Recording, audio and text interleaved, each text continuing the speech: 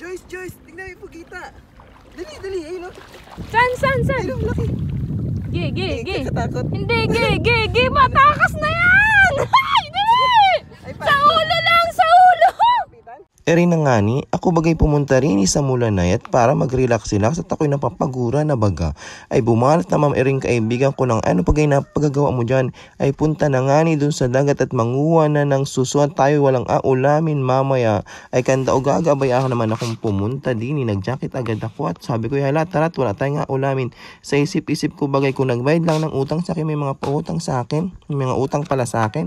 Ay siguradong hindi susunga ulamin ko ngayon. Kailan naman susunga ulamin namin ay pinautang ko yung mga pera ko ay hindi lang sila nagbayad. Ayan, kaya susuang ulam namin ngayon ay kung nagbayad ba gayon ay nako ay talagang kapabili ako ng andok sa yun ang kamasarap din sa amin. Kaya tara, samayin niyo ako din sa house mula na tayo manguha ng team at apang ulam natin. Balita ko baga din sa house mula na sobrang daming mga team at mga suso at lalong lalo na yung mga pugita sobrang dami din kasama ko nga pala yung aking pamangkin. Ayan, ang galakad yung dano akong pamangkin. Gusto rin daw nilang manguha ng mga suso at ulamin baga namin at din baga sa amin ay madalang ang may suso na nanggabenta pero pag may nagbenta naman ay mura lamang kaya ay gusto na rin namin manghuli at wala baga kaming kaperahan at gawa ng pinautang namin ayun lang hindi nga ni nagbayad kaya kami walang pera. Ay Diyos ko po hindi ko alam na sobrang kamaputik pala din sa house mula na baon-baon naman baya kami sa putik bago kami makakuha ng suso ay kainamang putik muna ang pinagdaanan namin. Ay tingnan naman si Gio at putik na hindi ko na alam. Sabi ko ayaw ko na dyan hanggang putik pala dito kainaman suko naman bayakot.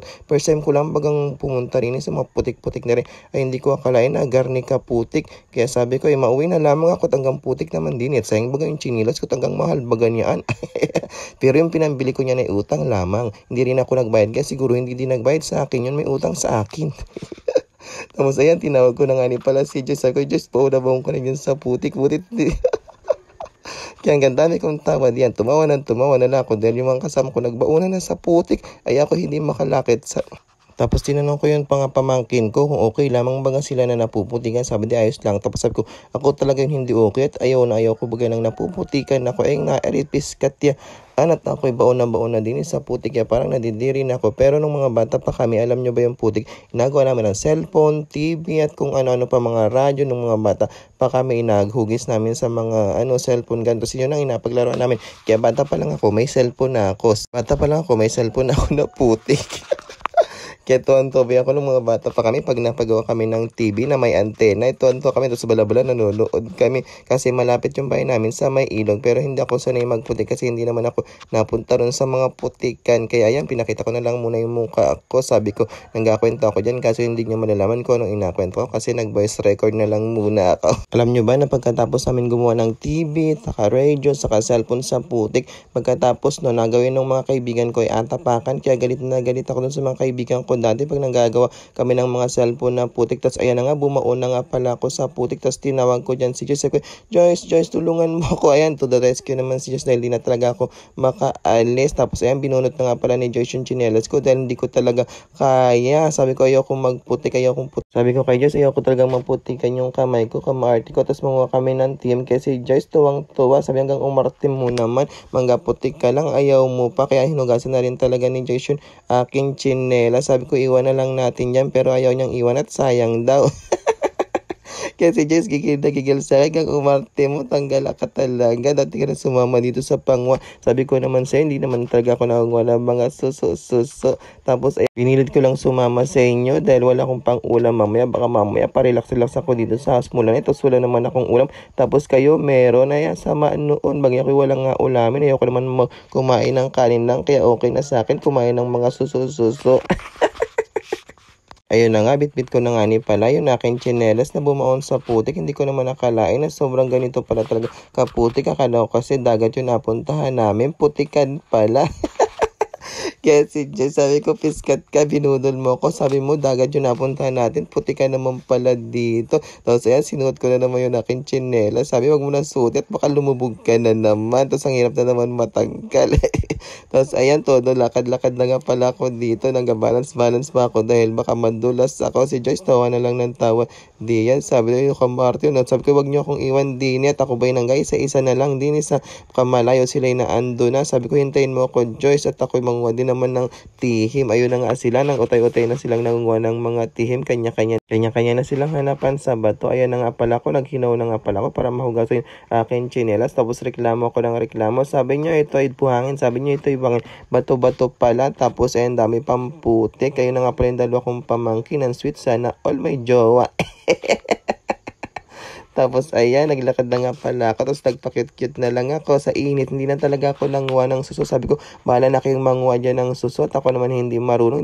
Hindi ko rin naman yan makikita. Kung hindi naman talaga ako marunong manguha ng suso. Sabi ko, pag nakarami na lang kayo ng kuha, makain na lang ako. Kaya ako nagsinalita na lang din sa akin vlog. At pag napanood nyo yung aking vlog, ay follow nyo naman at ngayon na lang uli ako nagawa ng video. At pag may dumami na naman nanood, ay talagang dire-diretso na ako sa pag-vlog. Tapos may nalala ko bigla nung nangunguha kami ng suso doon sa ilog dati. Sinama ko nung kaibigan ko para manguha ng suso. Tapos sabi ko, may natapakan ako.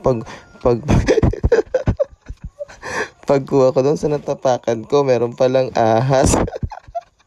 Hanggang bilis ko ba yan naman tinapon sa tao. Sabi ko, mauwi na ako, ayoko na dito. Sabi ko, gano'n. Nung nanguha kami ng suso nung kaibigan ko, dahil sinama nga ako noon sa ilog namin. Bata pa ako noon, i-share ko lang sa inyo. Kaya simula nung nakatapa ako ng ahas doon sa ilog, nung nangunguha kami ng mga suso sa sobrang takot ko, hindi na ako nagpakabalik-balik doon sa ilog. Sabi ko, baka matuklo ako. Tapos ayan na nga pala si Joyce, may nahuli na siya isang pugita. Sabi ko naman sa inyo, sobrang dami ba yan naman pugita din sa Mulanay. Kaya ako nanghanap din ng pugita. At mas masarap bagaering ulam. Si Joyce nga tuwan-tuwa dahil nakakuha na. Sabi ko, sana ako rin mamaya makakuha. Yun nga si Gio, hindi na rin nangunguha. Baka napagod na, patayo-tayo na lang din. Joyce, tingnan mo yung pugita. Dali, ayun o. San? Ayun, laki. Gi. Kakatakot. Hindi, gi. Matakas na yan! Ay, dali! Ay, Sa ulo lang, sa ulo! Kapitan? Oo. Gi. Yan, gi. Ay, nakapit. Hindi yan, gi. Ay, nakakapit siya. Gi, higita. Di putik, gayaan, matakas na eh. Ayan, nakasira na yun. Gi, Ayan, ano? Ayaw kung ano yung tentacle. higita. Baka nakakasugat. Sabing hindi. Joyce, tingnan, may hibasan o. Ano yan? Eri o. Ano yan? Ito, ano kayo ito? Nakain kayo ito? Tingnan, eri o. Gi, nakakain yan. Hibasan ang tawag dito? Parang eri, pamain lang. Parang pamain lamang sa ano ah. Nakakain yan. Oh?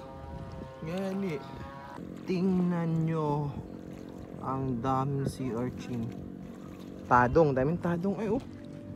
Ang dami. Oh.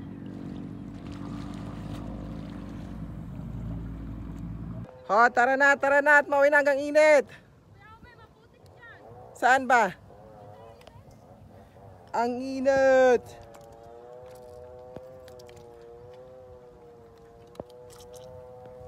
Sobrang init ng aming pagbablog. Yeah.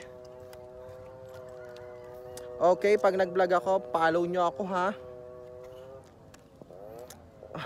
Kamainit. Sobrang init ngayon dito sa Mulanay, Quezon, kung saan nangunguha kami ng hibasan. Oh yes, nangunguha kaming hibasan na ulam namin mamaya. Okay, mangunguha tayong hibasan. Tara! Nakakuha na ako isa. Yes, may nakuha na akong isang pirazong hibasan. Bahala na silang magdagdag. Yes, kasi sobrang init. My God. Hi guys. Vlogger na uli ako ha. Sobrang init. Kainaman din eh. Hoy, saan ka kayo diyan na daan? Hindi ha. Ang sakit na ng mata ko. Sobrang init. Suko, uwi na. Mauwi na po ako dahil sobrang init na ako dito sa Mulanay. Hingal pa ako. Paano na to? Hindi ko alam kung saan ako madaan.